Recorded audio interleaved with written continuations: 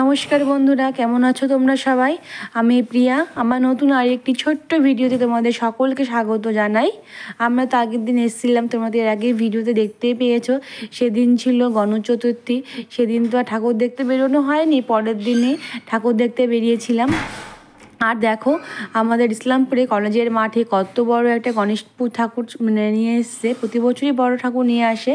তো এবার আসলাম হচ্ছে দেখতে। আমরা আসি তখন তার ভিডিও করে শেয়ার করা হয়নি, ভাবলাম তোমার সাথে শেয়ার করে দিই।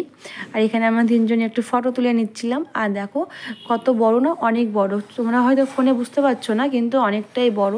আর এটা হচ্ছে আমাদের ইসলামপুর কলেজের মাঠ। তারপরে ওখান থেকে চলে গেলাম হচ্ছে, এটা হলো চৌরঙ্গি মোড়ে পুজোটা হয়েছিল।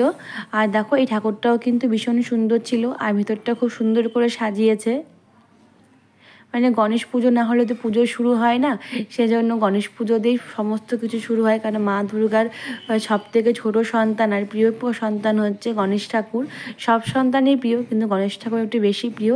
আর এই পুজোটা হচ্ছে টার্মিনাসে। আর এখানে না প্রোগ্রামও হচ্ছিল। আর বাইরেটা কি সুন্দর ডেকোরেশন করেছে দেখো।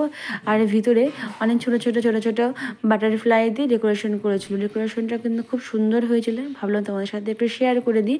আর ওখানে না প্রোগ্রামও হচ্ছিল, আর ঠাকুরটাও কিন্তু ভীষণ সুন্দর হয়েছিল। আমার আজকের এই ছোট্ট ভিডিওটি তোমাদের কেমন লাগলো অবশ্যই কমেন্ট করে জানিও। ভালো লাগলে একটি লাইক, কমেন্ট, শেয়ার এবং আমার চ্যানেলটিকে সাবস্ক্রাইব করে দিও। আর তোমরা সবাই ভালো থেকো, সুস্থ থেকো, সাবধানে থেকো। টাটা।